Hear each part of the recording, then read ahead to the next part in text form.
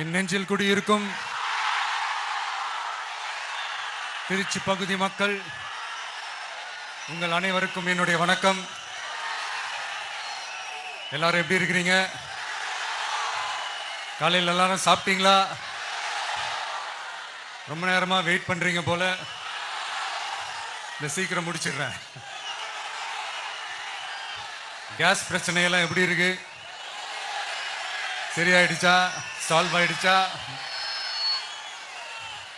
கேஸ்லாம் புக் பண்ணீங்கன்னா புக் ஆகுதா?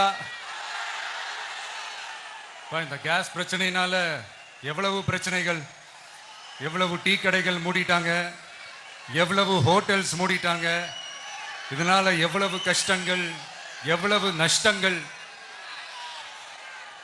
அவங்களாச்சும் கொஞ்சம் உஷாரா இருந்திருந்தாங்கன்னா இந்த கேஸ் தட்டுப்பாடை கொஞ்சம் கண்ட்ரோல் பண்ணியிருக்கலாம். இவங்களாச்சும் கொஞ்சம் முன்னெச்சரிக்கையா இருந்திருந்தா அட்லீஸ்ட் நம்ம ஊர்லயாச்சும் இந்த கேஸ் தட்டுப்பாடை கொஞ்சம் கண்ட்ரோல் பண்ணியிருக்கலாம்.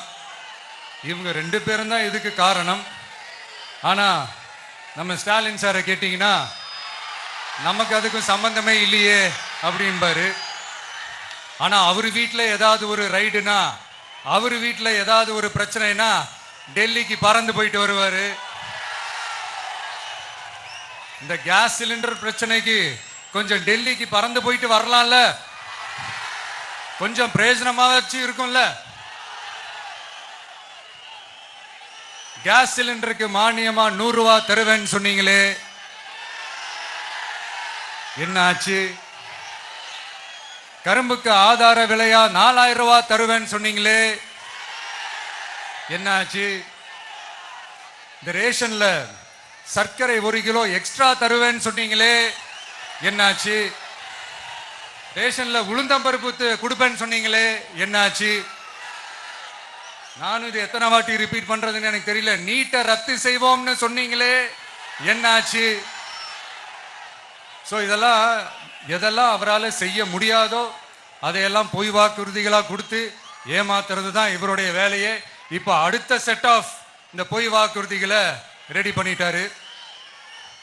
அதனால அவரை மாதிரி நாங்க பொய் வாக்குறுதிகள்லாம் கொடுக்க மாட்டோம். மக்களுடைய தேவைகள் என்னன்னு சரியா புரிஞ்சுக்கிட்டு அதுக்கு ஏத்த மாதிரி தான் நாம செயல்படுவோம். 6 சிலிண்டர்கள் தாய்மார்களுக்கு கட்டணம் இல்லாம அன்னபூர்ணி சூப்பர் 6 திட்டம் சொன்ன மாதிரியே நிறைவேற்றுவோம். கல்யாணம் ஆகி போற நம்ம தங்கைகளுக்கு 1 பவுண்ட் தங்கமும் பட்டு சேலையும் சொன்ன மாதிரியே கொடுப்போம். 60 வயசு வரைக்கும் இருக்கிற குடும்ப தலைவிகளுக்கு மாதந்தோறும் 2500 சொன்ன மாதிரியே கொடுப்போம். என்னுடைய அம்மா, அக்கா, தங்கைகள் எல்லாருமே தமிழ்நாட்டில் எந்த மூலையிலிருந்து எங்க வேணாலும், தமிழ்நாட்டுக்குள்ள எந்த பஸ்ல வேணாலும் ஃப்ரீயா சொன்ன மாதிரியே ஃப்ரீயா போகலாம். கல்வி, ரேஷன், மருத்துவம், குடிநீர், சாலை வசதி, பஸ் போக்குவரத்து, இந்த மாதிரி அடிப்படை விஷயங்கள்ல தான் எங்களுடைய முதல் கவனம் இருக்கும்.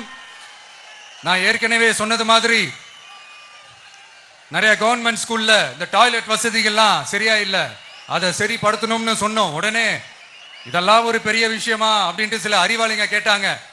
அந்த அடிப்படை வசதிகள் இல்லாததுனால தான் ஒரு 12th ஸ்டாண்டர்ட் படிக்கிற பொண்ணு ஒரு அவசரத்துக்கு ஒரு காட்டு பக்கம் ஒதுங்கினாங்க. என்னாச்சு?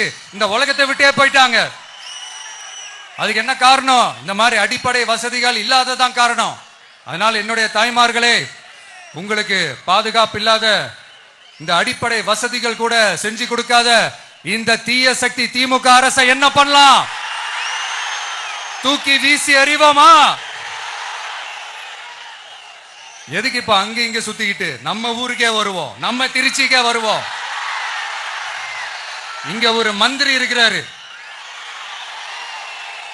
நகராட்சி துறையில வேலை வாங்கி தரதா சொல்லி கோடிக்கணக்கான பணத்தை லஞ்சமா வாங்கிக்கிட்டு தகுதியானவங்களுக்கு எல்லாம் வேலை வாய்ப்பு கிடைக்காத அளவுக்கு பண்ணிருக்கிறாரு. இதெல்லாம் எவ்வளவு பெரிய ஒரு ஏமாத்து வேலை.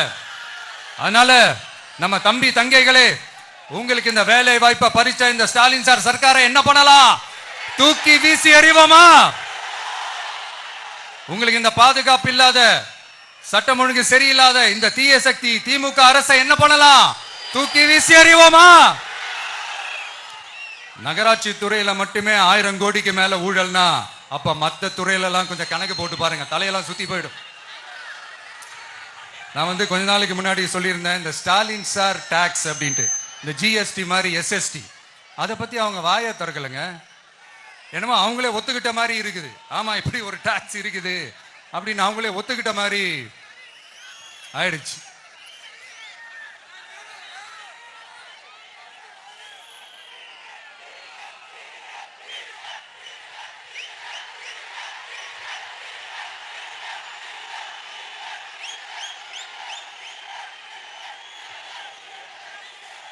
இந்த கல்லூரி பேராசிரியர்கள், கல்லூரி உதவி பேராசிரியர்களுக்கு அந்த போஸ்டிங்க்கு 2000 பேருக்கு மேல அந்த வேலை கொடுப்போம்னு சொன்னாங்க. கடைசியில் எத்தனை பேருக்கு கொடுத்தாங்க தெரியுமா? வெறும் 5 பேருக்கு. 2000 எங்க, இந்த 5 எங்க? அதனால இதெல்லாம் வெறும் அறிவிப்புகள் மட்டும்தான். இந்த மாதிரி லட்சக்கணக்கான காலி பணியிடங்களை நிரப்புவோம்னு சொன்னாங்க, அதுவும் என்ன ஆச்சுன்னு தெரியல.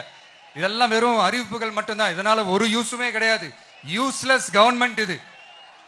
அது மாதிரி 100% ஒரு நியாயமான ஒரு ஆட்சியை நாம கொடுப்போம்ங்க. 100% நீங்க இந்த விஜய நம்பலாமுங்க. நீங்க நம்புறீங்கன்னு எனக்கு தெரியும். அதனாலதான் என்னுடைய சொந்த பந்தங்களாகிய உங்ககிட்ட எனக்கு அந்த உரிமை இருக்கு. எனக்கு ஒரு வாய்ப்பு கொடுங்க, எனக்கு ஒரு சான்ஸ் கொடுங்கன்னு உங்ககிட்ட கேட்காம வேற யாருக்கிட்ட நான் கேட்பேன்? அதனால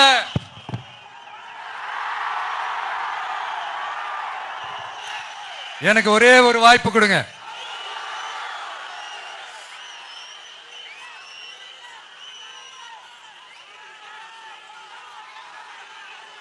இருந்தாலும் ரொம்ப முக்கியமா ஒண்ணு நீங்க ஆழமா மனசுல வச்சுக்கணும்.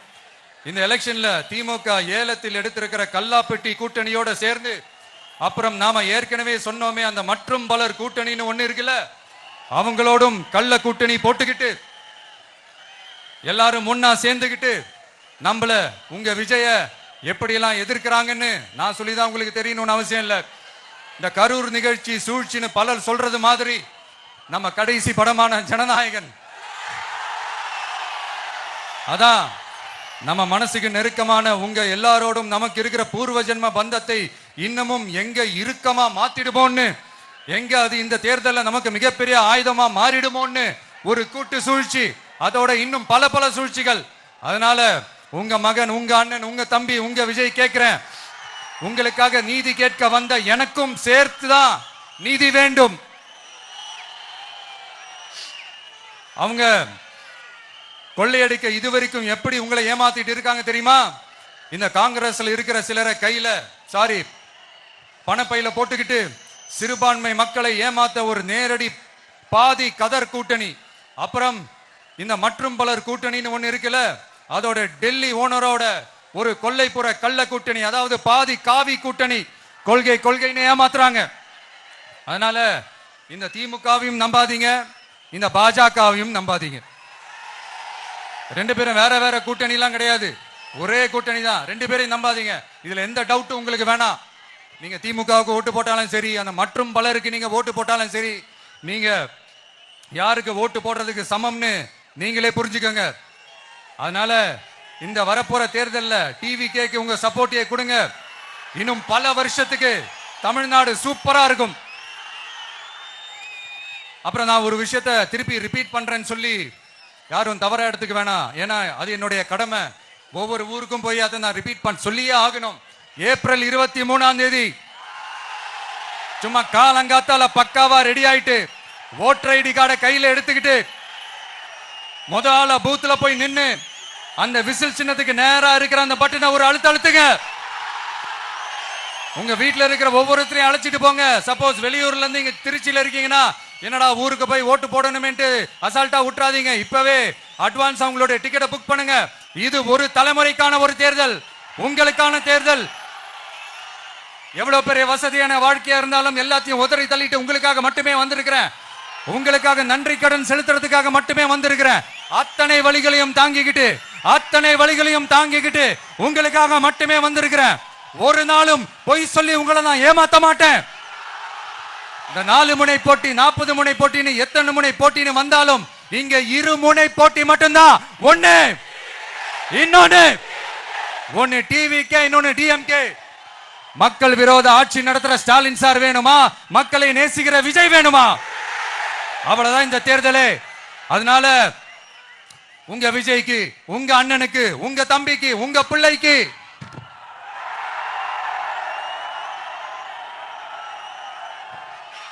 ஒரே ஒரு வாய்ப்பு கொடுங்க. தயவு செஞ்சு விசில் சின்னத்துக்கு ஓட்டு போடுங்க. இது ஒரு விசில் புரட்சி தேர்தலா இருக்கணும். இங்க